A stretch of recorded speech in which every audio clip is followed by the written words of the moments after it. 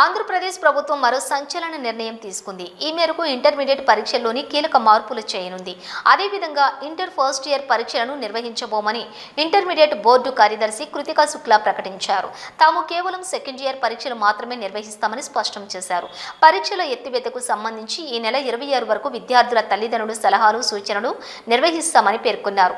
అదేవిధంగా 2025-26 విద్యా సంవత్సరం నుంచి ఇంటర్ ఫస్ట్ ఇయర్లో NCERT సిలబస్ను ప్రవేశపెడుతున్నామని ఇంటర్మీడియట్ బోర్డు అధికారులు తెలిపారు.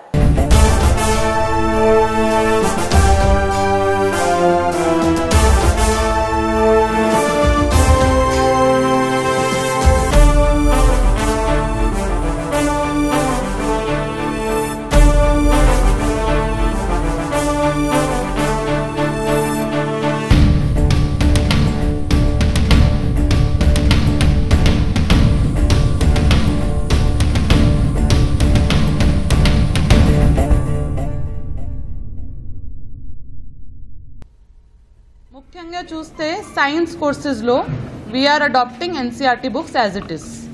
మ్యాథ్స్లో, ఫిజిక్స్లో, కెమిస్ట్రీలో, బాటనీలో, జూలాజీలో కొన్ని క్వశ్చన్స్ అడిషన్గా BI నుంచి దాంట్లో యాడ్ చేయడం జరుగుతుంది. But as it is NCERT books we are adopting. Similarly for arts and humanities courses, civics, economics, history and commerce, BI సిలబస్ని కొంచెం మోడిఫై చేసుకొని ఆ డేటా అప్డేట్ చేసుకొని NCERT బుక్లో ఉన్న చాప్టర్స్ యాడ్ మోడిఫై చేసుకొని న్యూ బుక్ దానికి డిజైన్ చేయడం జరిగింది ఫర్ ఇంటర్మీడియట్ ఫస్ట్ ఇయర్.